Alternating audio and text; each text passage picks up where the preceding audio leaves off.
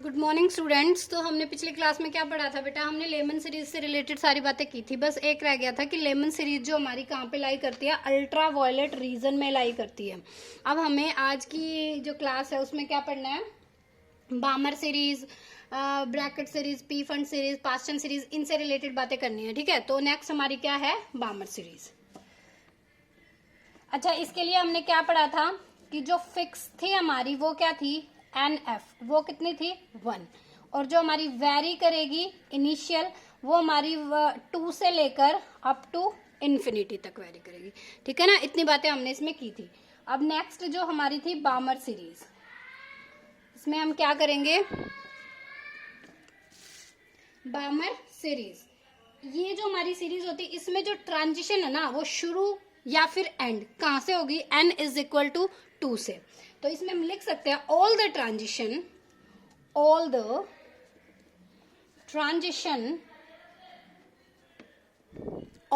Transition एक second, दिख रहा है? ठीक है। All the transition either starts from n is equal to 2 और ends at n is equal to 2। अब n is equal to 2 से स्टार्ट होगी तो वो और एंड होगी तो वो डिपेंड करेगा हमारा एब्जॉर्प्शन स्पेक्ट्रा या एमिशन स्पेक्ट्रा। यहाँ पे लिख सकते हो, यहाँ पे क्या लिख सकते हो? इन एब्जॉर्प्शन स्पेक्ट्रा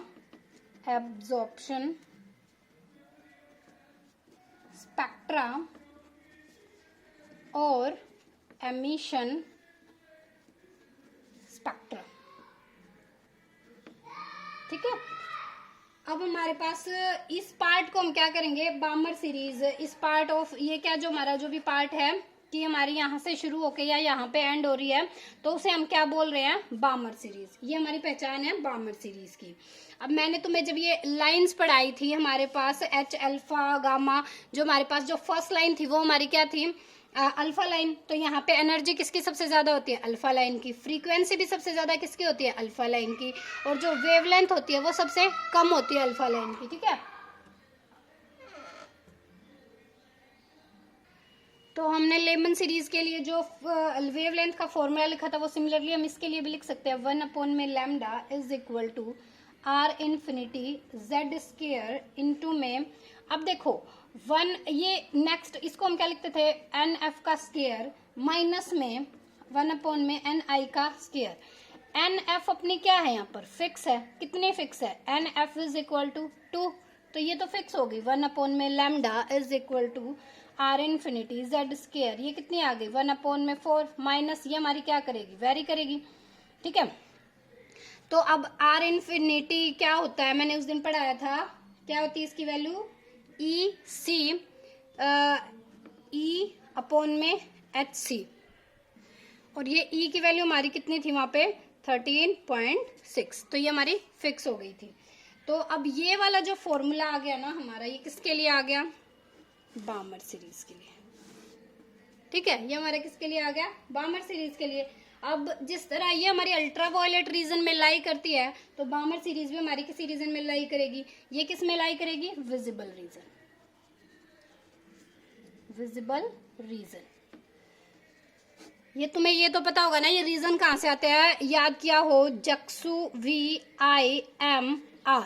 ठीक है, gamma rays, X rays, ultra violet, visible, infrared, microwave और रेडियो वेव। ठीक है, अल्ट्रावेव में कौन सी लाई कर रही है? हमारी लेमन सीरीज। विजिबल रीजन में हमारी कौन सी लाई कर रही है? बामर सीरीज। ठीक है ना, ये कोड है इनका बेटा, पहले क्लासेस में पढ़ के आए होंगे। नेक्स्ट, अच्छा जो इसके लिए एक तो ये विजिबल रीजन में लाई करेगी, इसके लिए एक ये फॉर्मूला हो गया। यहाँ पे जैसे मैंने उसमें बताया एच अल्फा ई अल्फा की, जो लेमन सीरीज में बताया था ना, ई अल्फा की जो क्या है एनर्जी सबसे ज्यादा होती है, तो इसमें भी क्या होती है? ई अल्फा की एनर्जी सबसे ज्यादा होती है। इसको कैसे लिख सकते हो? एनर्जी फॉर, यहाँ पे सिंगल वो एटम के लिए बात करें तो एच अल्फा हाइड्रोजन के लिए, एच अल्फा लाइन इज क्या हो जाएगी? -1.5 इलेक्ट्रोवोल्ट प्लस 3.4 इलेक्ट्रोवोल्ट। ये कितना हो जाएगा? 1.89, जो कि ये जो रेंज है ये किस में लाई करती है, विजिबल रीजन में। ठीक है, लेबोरेटरी वगैरह में जब ऑब्जर्वेशन करते हैं तो ये हमारी किस में लाई करेगी, observation region, visible region. Next जो हमने पढ़नी है वो कौन सी पढ़नी है, पास्ट टेंस सीरीज।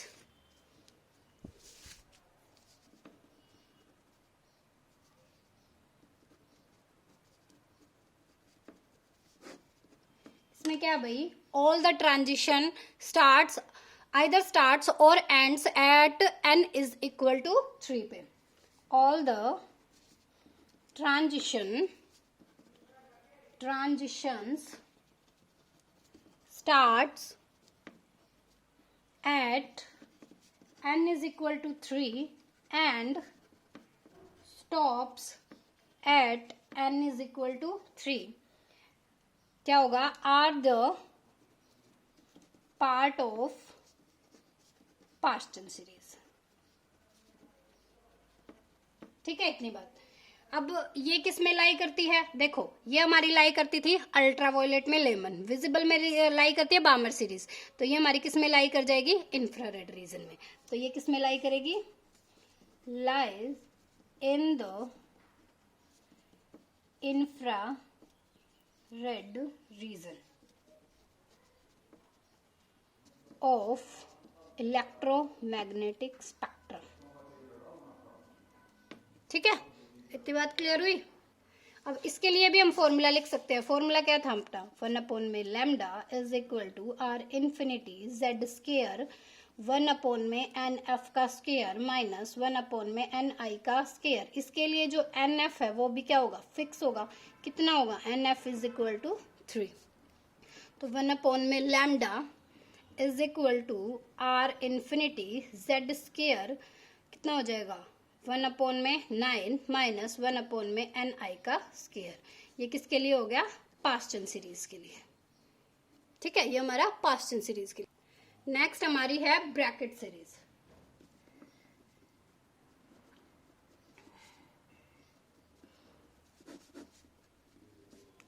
ये क्या होगी ब्रैकेट सीरीज में, all the transition start from n is equal to 4।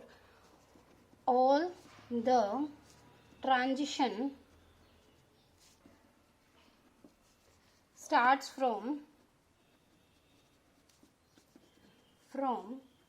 n is equal to 4 and ends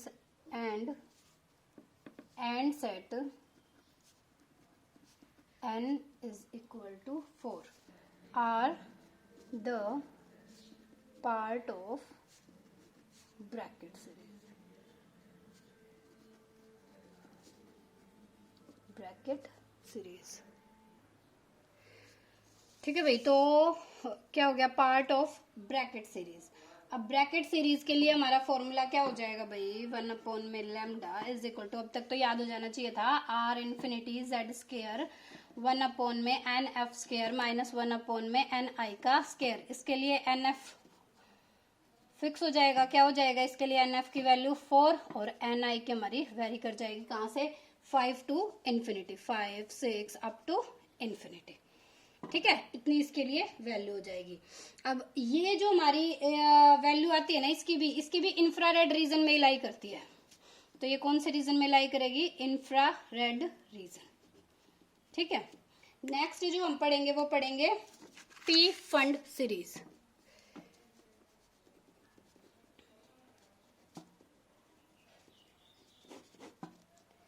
P fund series, इसमें क्या, all the transition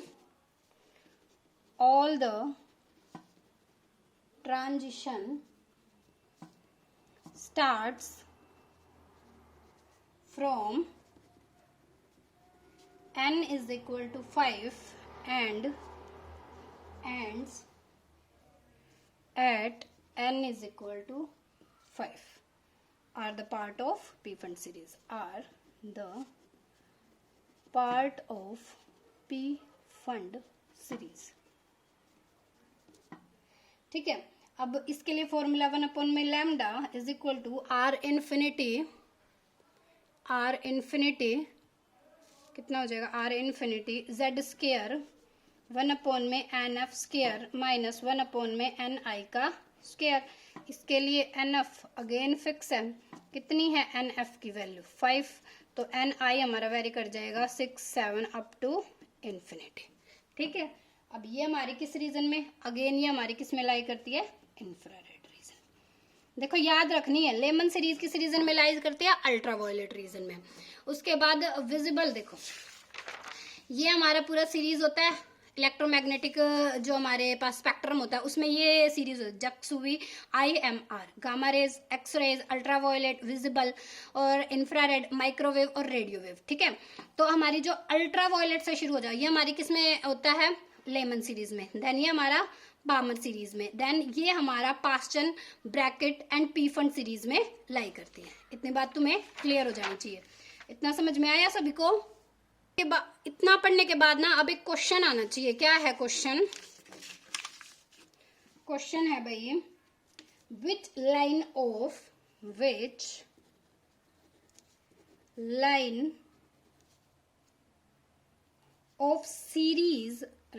of series can ionize the hydrogen atom,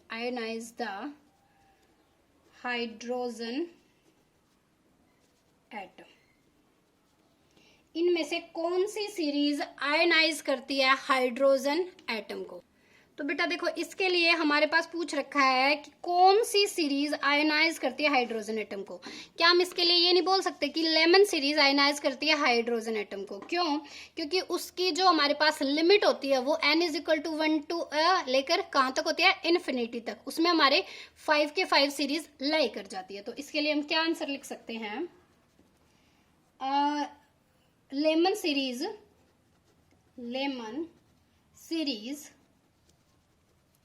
can ionize the hydrogen atom जिसकी जो limit होती है, limit लाई, range क्या है, n=1 to n=infinity। इसका मतलब इन emission spectra all the या फिर we observed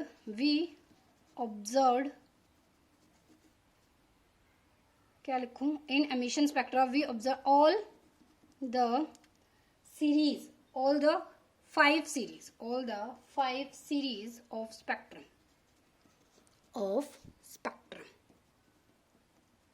उसके अंदर सभी स्पेक्ट्रम की सीरीज आ जाती है। तो ये आपको ध्यान रखना है। अब एक और क्वेश्चन है, क्या है, एक सेकेंड, क्वेश्चन क्या है भाई, इन विच, ये एमिशन स्पेक्ट्रा से रिलेटेड बात होगी, इन विच absorption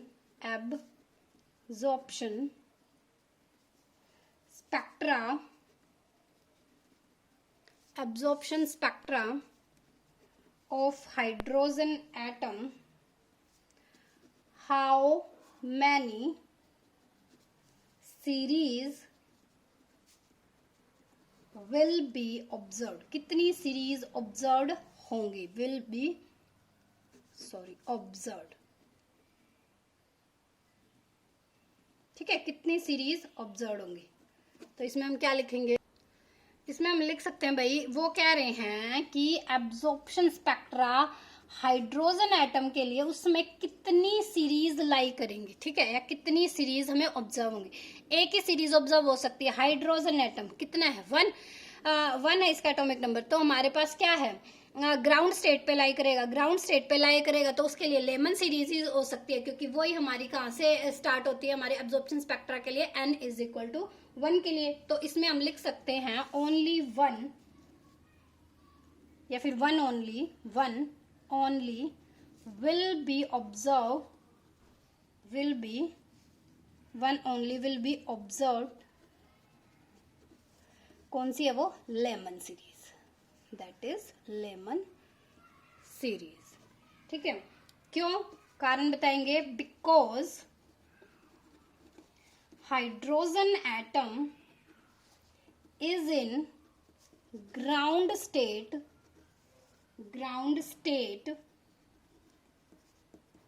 when absorption spectra takes place,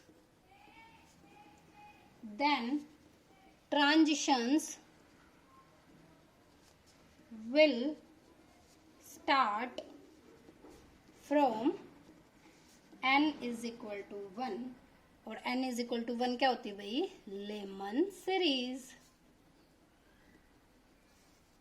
So electron can jump in any state, क्योंकि पॉसिबल उसका कोई भी वे हो सकता है, वो किसी भी उसमें जंप कर सकता है स्टेट में.